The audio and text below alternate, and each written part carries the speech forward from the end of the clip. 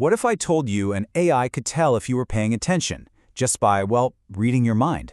It sounds like something straight out of a sci-fi movie, but it's happening right now. Today, we're going to dive deep into a new AI model that's learning to spot the signature of focus directly from our brainwaves.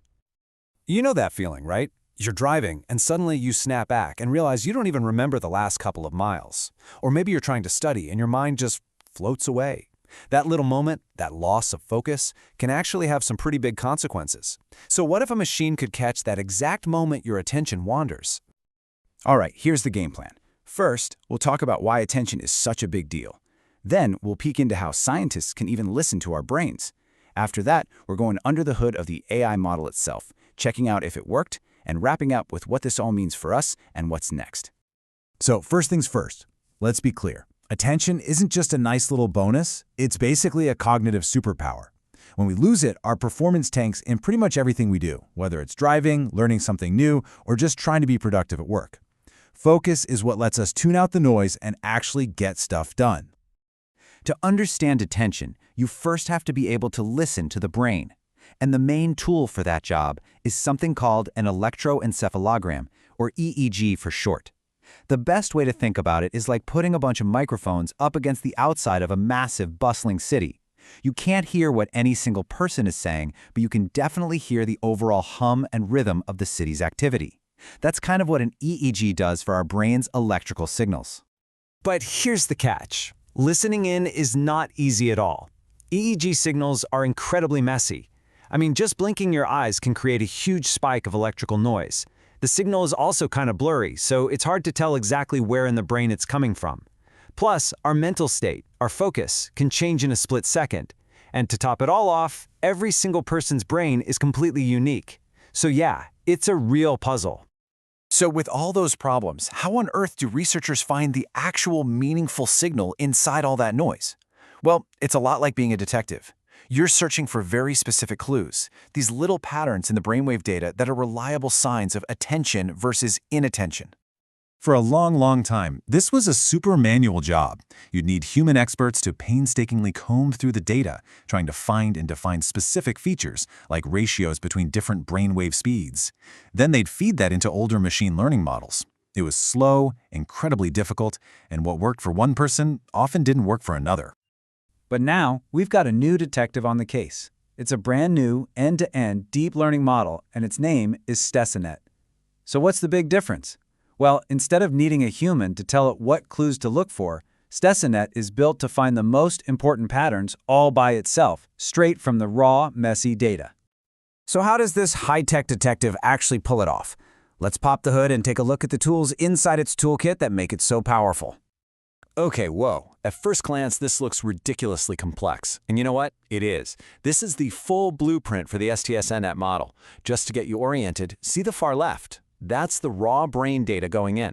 Now, if you follow all those lines and boxes over to the far right, that's where the final answer comes out. Attention or inattention.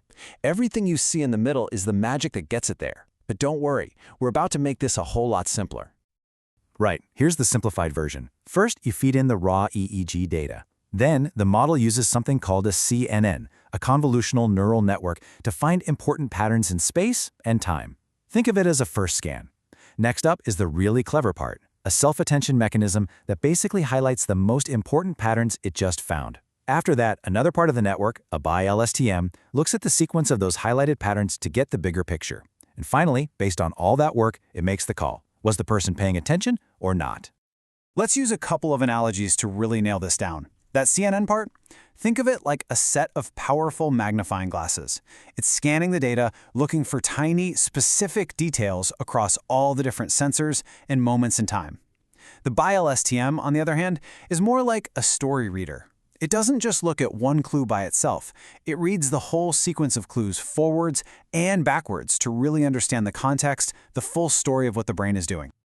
But the real secret weapon, the game changer here, is that self-attention mechanism. It lets the model, and I'm quoting here, adaptively assign different levels of importance to all the little things it finds.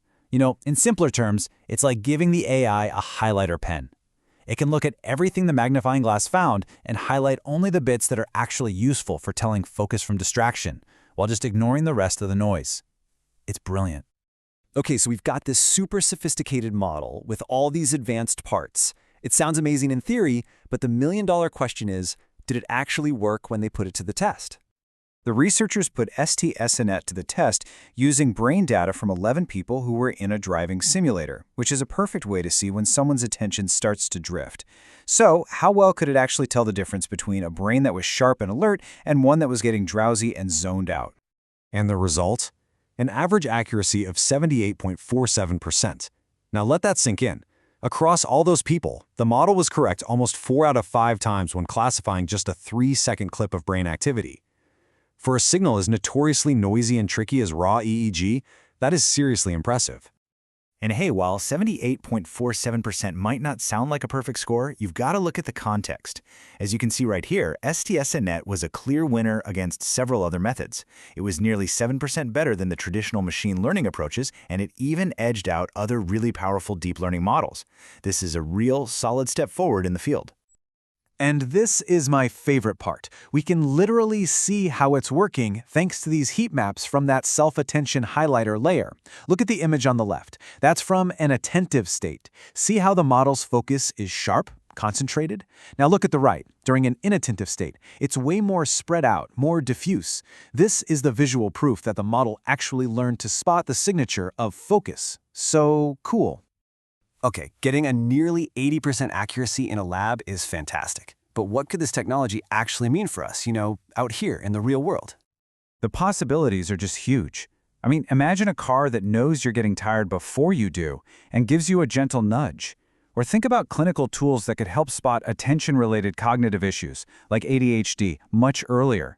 At work, it could help us manage our focus better. And in schools, a smart tutoring system could actually adapt to a student's level of engagement in real time.